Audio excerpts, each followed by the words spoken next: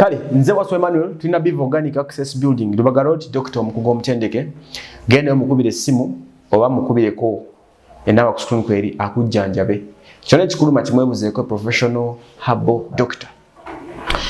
Nina Calvin Kanjo lyota obulamu bulungi bagamba ki kumukutu waso balungi ate ko trust media yo je bali balungi nnyo nozega yetegereze nnyo emikutu amayengo g'ebyempoliziganya kutujja mu gikasuka wala nsi yonna nawe nsi yonna tugikutte kituufu kyekyo kakati Calvin mutubayi twogerera n'amawulire gatonyedde eddakiika ntono ezinse emabega nti gensoma kansokemera okusomera article eno manye oluzungu lutaputa birala kasoke tugasomemu katini then inseso kemero gamanya tuke tugagende okusinzira ku mikutu ogwa BBS government police eyise Taata wa Jacob Oulanyah Nathan Okori president wa Nupu Kyagulanyi Sentamu amyuka ssentebe wa NRM mu Uganda Godfrey Kiwanda yesu wa NRM omubaka Gilbert Oulanyah Minister Chris Baryomunsi n'abalala okweyanjula jeri bagiyambeko mu kunoonyereza ku bigambo bitambuzibwa nti abadde speaker Jacob yaweebwa obutwa ero limu then aba NBS ne bakuba ne bagamba nti kaliwa akabeko kali kaluzungu police bo bagamba nti police summons summoning tekyawukanya na kuita so njoya kusokotandikire omusajja onakwata either katusurate Bayitiddwa ku force police nza kuita bya mirembe ebegana kukwata bino bijide mu kaseera mu ka microphone bino bijide mu kaseera soko katekeko kwa kambali okay bino bijide mu kaseera nga omukulembeze yagamba buli kiisi ayogera ku butwa akwatibwe ne police negamba tujja kubakwata era nyokenna nga bambuza press conference nti onoosokera ku Taata Oulanyah okukwata tetuloza nti byakusaaga omusajja mu meeting mu kuziika nga amaze n'okuweebwa amabugo ga miliyoni 5 n'ebirala nakwata omuze n'abaganzi omwana angefa butwa oba kitegeera nja kutandika ekibuzo ekisooka lwaki ensi etuse kussa weyabayo omuntu waba ina kya feeling mu mutwe gwe nti kyekituufu akyogera biba maki gavumenti emugambye tekikola ki ekyogera so kyannaku nnyo nti Oulanyah tebannamukkiriza kuwummula mirembe yes omanye tukkiriza nti omuntu bw'aba avuddewo tetukyayinza kuzza bulamu either oba butwa oba ki tetukyayinza kuzza bulamu bwa Honorable Jacob Oulanyah kyannaku nnyo nti bannayuganda ne Uganda ng'eggwanga likyagaanye omubiri gw'omugenzi okuwummula emirembe n'okukkiriza ebigambo ebyogerwa n'ebigambo ebyogera ate era kyennyamiza nnyo nti bino byonna mwabirabirawo nga n'omubiri tegunnaziikibwa ne bannayuganda mwagaana okuba sanctifyinga okubakakanya emitima okubakakasa nti either kyeboogera kituufu oba si kituufu pulezidenti w'eggwanga lino yavaayo n'agamba n'omubiri gw'omugenzi tegunnadda wano nti abo bonna aboogera nti omugenzi yafa butwa bakwatibwe bawe poliisi ku kunoonyereza ng'eggwanga kye nandisuubidde ky'okukolebwa kye kino nti omulambo bwe gwandikomyewo bandikoze kye bayita postmortem ku mulambo ogwo mu malwaliro gaffe wano bandiyise bannabyabufuzi mwenna baga nti yafa butwa ddwaliro kiri mwekakasa ky'ogamba bonna bannabyabufuzi ba wano tebalina malwaliro balina tebabajjanjaba n'agaabwe mwegali n'Honorable Segirinya alina eriri ekawempe bandigambye nti musobola okukola postmortem buli alina kyawakanya gw'owakanya jangu obeerewo ekyo ndowooza kyandimaze buli omu yenna Taata wa Oulanyah ogamba nti butwa kuba omusajja ayogera dda nti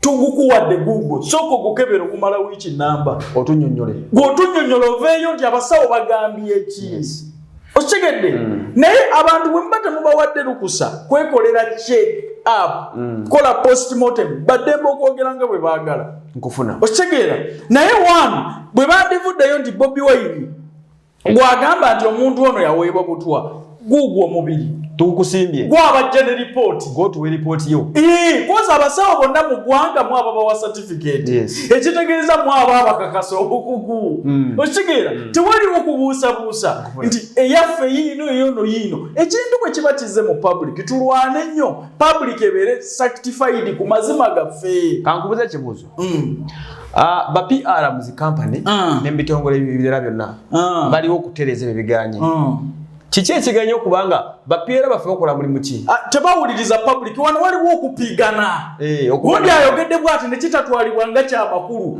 ne batavaayo ku respondinga kozi bamanyi we shall arrest naye ng'ekituufu omuntu eyabaddewo omubiri weeguli bakwate ripooti ez'emu America tebakompeyalinga ripooti bakwate ripooti eri bakompeyalinge n'eyawano abantu babawe olukusa okwenoonyerereza ku kye bakola kibaba beemulugunyako kozi n'abantu batuufu taata Oulanyah okuvaayo okuga nti mutabani we yayinza okuba tisemukakafu ku byase mutabani we mutuufu okuwulira okuva neeyogerako mutuufu affe tuwakanye nnyo Oulanyah ffe abamuzaala nedda faba muzaala taata we bw'aba akikakasa tugambe ki wano muzeeyi bandimukutte kuba teyakompulayinize jjo amaze wikisi bbiri nga n'omulambo tegunnadda wano nga mwana wange yaŋŋamba bandikutte omulambo ne baleeta ne muzeeyi ne bamugamba ddwaliro kiri eweekakasa oyo muzeeyi si muwaavu ayinza n'okuba ayina erirye ku kyalo nga yasobola okwekolera postmortem nti omuntu w'obutwa yandibadde afaanana bw'ati nga bwe mwakwata emirambo gy'abaakubwa amasasi wane mubaswazaswaza tewalabako akatambi kakaweesa nga bamusala eno buli akutte nejjambiya nalaba n'akasumeeni nga gasala omulambo gujjamu amasasi ekyo kyemwandikoze wanu kino kiba kitabuse mu public bweba eyina weepookize bweti kakasa nnyo nti buli jjinja lyonna oleka liggule buli kimu kivuunule owejjeko omusango kubanga n'ennaku ezo mu kuziika omubaka omu yagamba mutubikulira ku mulambo newankubadde enkeera gwabikkulwa naye abanamole tebakkirizibwawo omulasita omu yagamba mutubikulire ku mulambo maife tubaita balasita ababeera mu palamenti omukulu wabe n'abagamba nti aze omulambo nagulabe kulwammwe esi negamba gwani atulabira omulambo bandigubikudde lwaki tebagubikkula lwaki eggwanga tekyali mu mazima ati kati labayo pulogulemu abantu bano olwokuba balowooza balina powers nti buli kimu gwojja kukola waliwo protocol etakola nga mulina kugenda ku public kyegamba mulina kugenda ku public Kadaama ali Saudi Arabia yali mulombeto ye yasinga okugamba nti lwaki omulambo gw'Oulanyah tebagubikkula uwero ayinza okuba nti si wa family naye tali certified ng'omuntu tamanyi lwaki tebabikkula mulambo lwaki tebabikkula yes kisoboka okubaawo gavumenti neega nti tegubikkulwa ku nsonga entuufu ezaabwe kuba oli muntu mukulu toyinza kulaga mulambo naye wanu pressure mugenda kugisigaza lwaki temwagubikkula babateekeko n'ebitaali bituufu nawulirayo n'ole yagaa nti omulambo tegwalimu mu keesi naye nga kintu kyangu nnyo olowooza omulambo bwe bagubikkula gubaati mbwe eddagala linaakwata abalala ekyo tekiriiyo bameka bafiiridde ebweru wano mirambo ne gidda wano gubabikkulira ogubateeraawo gubabukkira ogule koze ensi kyebeeyagala gwoyinza kufa ku kukuuma kitiibwa naye ate ekikyo kigenda gw'okuumya ekyomulambo tegubikkuddwa naye ekikyo kigenda kubanga bagenda kukusibako ne byotakoze eggwanga lino Uganda lyetaaga bapyala nga ffe abaana abato abamanyi bigenda mu maaso ng'ojja coordinatinga ne public nakino ogimatiza ekitali kituufu ekikkiriza waliwo n'ebintu ebikoleddwa wano nga si bituufu obanga bituufu naye ng'eggwanga mulemereddwa okuliwa obujulizi ate nga butono nnyo kati ku kino eky'Oulanyah musajja watwaye badde alwanagana n'ekirwadde nga bwe baayogera naye mu bino byonna wadde nga musobola okwogera obuntu buno obutonotono bwe bubaleetinze down singa baamanya nti eggwanga liguddemu ensasagge taata bw'aba ayogera kino omubaka gundi yagambye kino ne bamuyita nti ssebo w'ekitiibwa taata ne gundi tumaze okuba neetinga mmwe abaga nti abamuntu ono yaweebwa kutumulambo guugwo mutuwe lipooti eyammwe simpazi dati baali bagenda kukola ki buli omu ajja kugudduka buddusa buli omu yandiganya bandikiririzaawo wennyini nti oli omusajja atwadde omulambo naye gwe omulambo gugaanidde gw'oyagala bakkirize kikyo kyoyogera empaka za bbi kuwunyako bakuwowunyeko ndioyo bedi zibbi oyo lumonde Ekyo kigwe. Tuwakalire baabwe munda mulimu ennyana. Oyinza otakoma kunya ngoma. Nokagazizandala. Okitegedde. Kati Bobie Wine bandi muyise nti Bobie jangu. Kyoyogera kituufu. Era ono muntu abadde wa ggwanga. Naawe opinion yo tujyaniriza. Jangu oli present nga abatali bamatifu ku nfaayo. Ku nsonga eyo. Omusawo yandirimbye. Taata jangu. Bwe mpamuga nti yafa butwa. Omuntu w'obutwa afaanana bw'ati ne bw'ati. Mulina eddwaliro lye mwekakasa gye bajjanjabi b'abaana bammwe. Kambuza ekibuuzo kirala kimu. Nti okufa kwa Oulanyah kuyina engeri gye kutaddewo ekifaananyi mu ggwanga. Abantu bamambuka awo bonna si bamativu. Kati ate Buganda nakolera poliisi ebakoze eki? Ebakutte.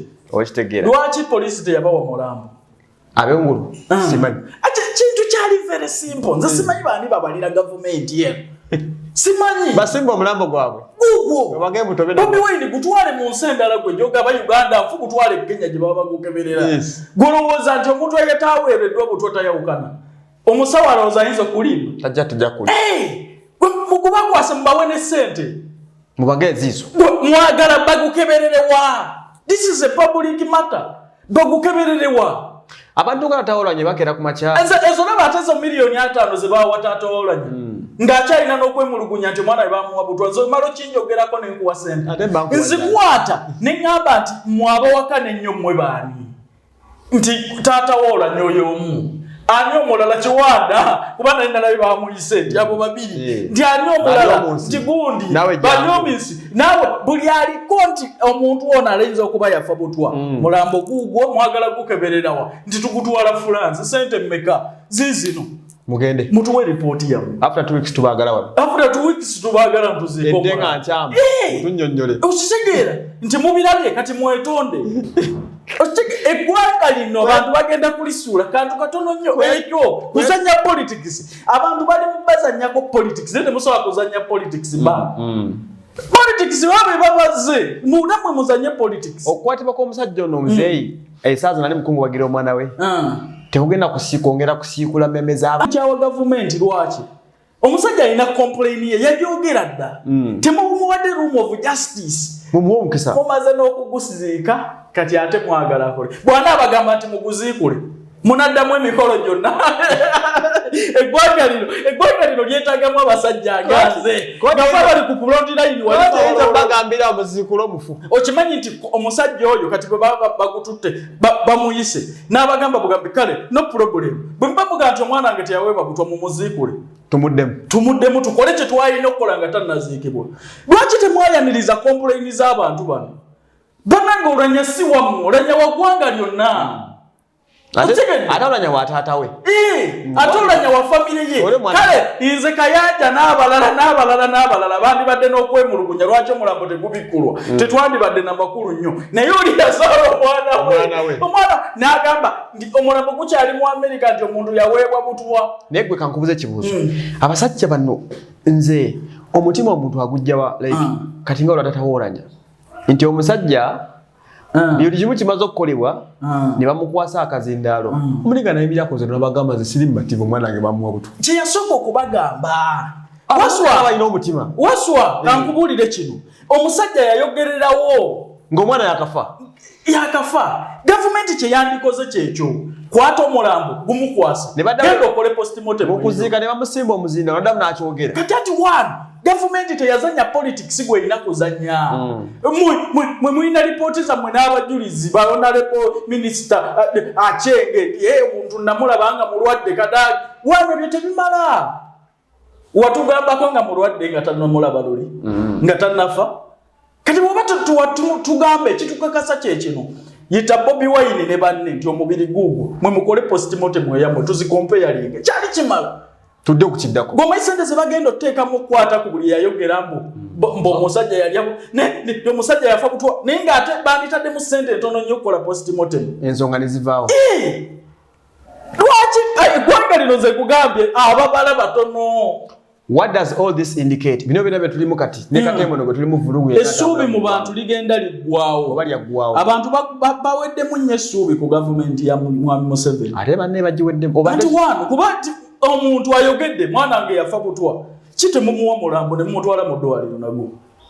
mulwaki mulwana nnyo mu male process yonna kuguziika era ajja kusigala ne complain emu kuba kati omusajja bw'agenda mu kkooti olwaleero ejja kuluulinga n'abameggereyo kuba taata ajja kukisigalako nti yafa butwa munaakola mutya okimanyi nti balina kuddamu kuguzikula guzaayo mu ddwaliro olaba ku nsi olajja baguza ku nsi ate process okuddamu okuziika sipiika oyo erina kuddamu nga bwebadde bbiri okitegedde naye ng'ekizibu kyali kitono nnyo okukimalawo nti gwe bw'oba ogamba nti olina complain bwoti omusajja mutuufu lino eggwanga eririmu omuntu asobola okukwata ebbomu n'agyetulisizaako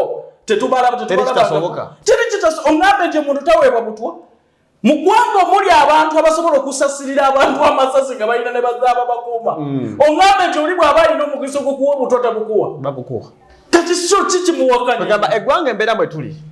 People are free to complain. I'm free to complain. Ate complaining is abantu butali bumativu.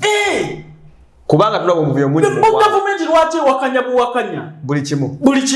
Eggwanga omuli abantu abakuba abantu amasasi tetulaba nko abantu abakubidde amasasi abatali omu abatali babiri abatali basatu. Tuli mu ggwanga ng'ennaasa n'abayiriba n'ab'ebijambiya. Omuli ab'ebijambiya. Ekalamu gy'abayiriba n'ababibanja. Omuntu wasobola okukwatira ejjambiya atema omuntu munne. Bw'ŋŋambe bw'aba alina message esobola omuteera akantu mu mmere aleme kumugyawo. Kiyinza obeera ekizibu. So complain z'abantu lwaki temuziwuliriza? Lwaki temuziwuliriza? Nammwe mubayambeko for justice. Bwe muba mugaa nti omuntu yafa butwa omulambo guuguno mwe munoonye eddwaliro gye mukolera postmortem ne ssente ziizino mwagala justice na bwerufu ekyo kiba kiweddewo.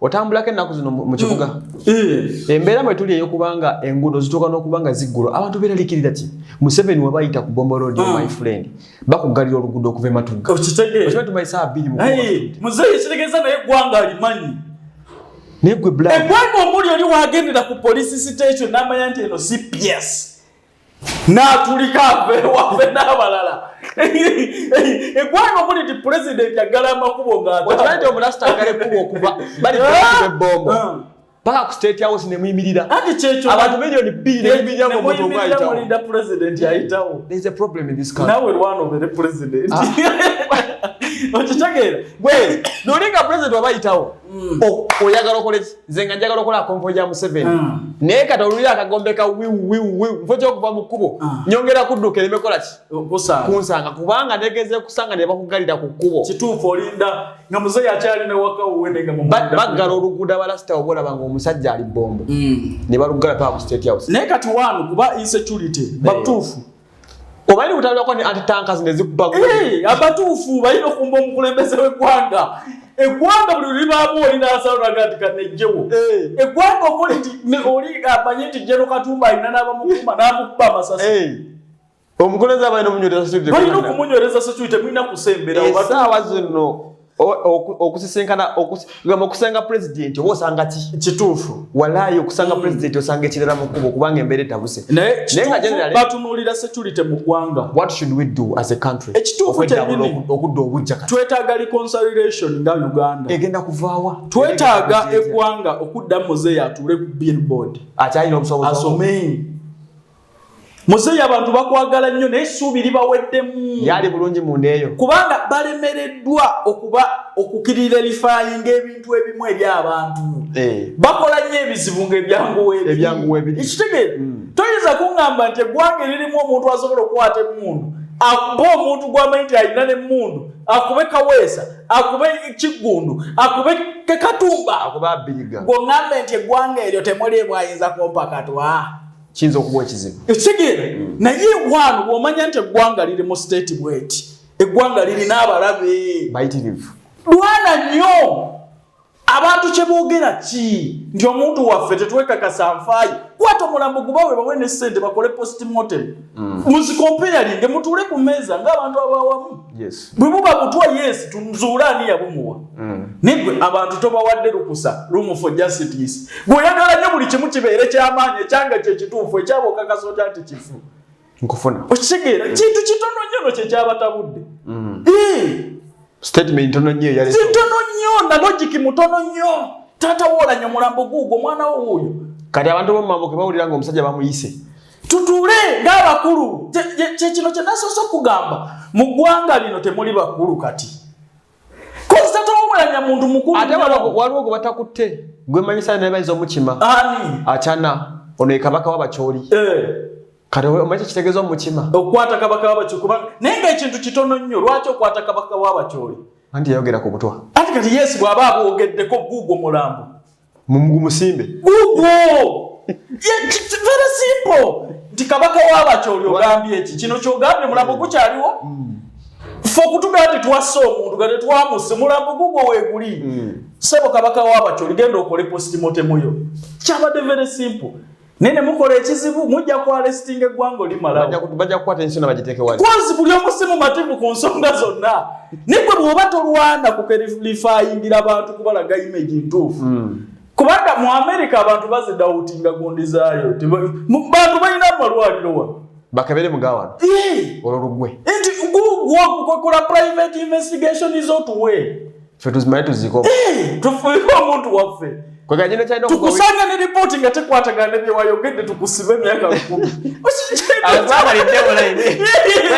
tata Oulanyah singa yakwatiddwa ng'omulambo gw'amalo muweebwa teri yandibadde ku sayidi ye teri awanu nze nandibadde nzikiriza n'okukkiriza nti asibibwe emyaka 10 n'emboko bamukube kubuzaabuza bantu naye kati ntandikirewo omusajja gwe bataawadde private gundi ye asirise bw'ati mulambo gwabaddewo ne bandimugee n'abalinda abantu obukadde buna nga bali ku TV n'addamu n'akyogera kati labayo wano omulambo gwabeerera ku A+.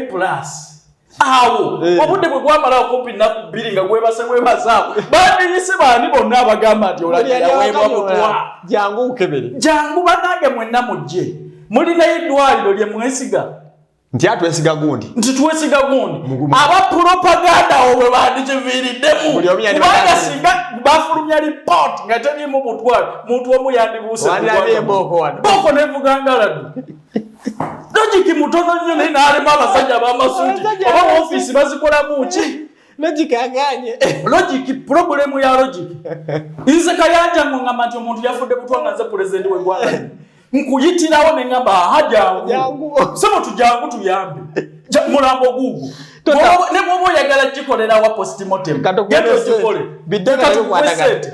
bidenga tebikwatagana emboka evuge wano naye kati omusajja bamufuula omutuufu naye kati omusajja mumufudde omutuufu kati mulaganga abalwana naye naye mulambo gwabaddewo guli mu lujja lwe mwandimukkiriza bwe tuli kati gavumenti eri mukulagana n'omuntu omu kubanga wanu yaga mwana wange kino si kye kituufu ate nga mutuufu okitegera ate nga mutuufu naye ng'omuzadde tannaba kumatirwa netannagambako nti gavumenti ye yabumuwa abantu baba bawalana kyemugande neggwanga temuli yali afudde mutwa Bayitiddwa temulimu bajjudde kati gwanga mulimu ayinza okuba alina gy'asonga tannayogerako nti gavumenti tannayogerako kyonna kimu wow kati tugambe nti Oulanyah tabadde na balabe Bayitiddwa tabadde na security bw'aba mukakaza nti Oulanyah badde talina amuwala na security mwamuwa yaki okitegeere so ekintu ekyangu njagala kumaliriza bwenti gavumenti ya Uganda mba advisinga tulwane nnyo nga complain ekyaliwo tuwulirize ne ku sayidi endala tuleme kulindanga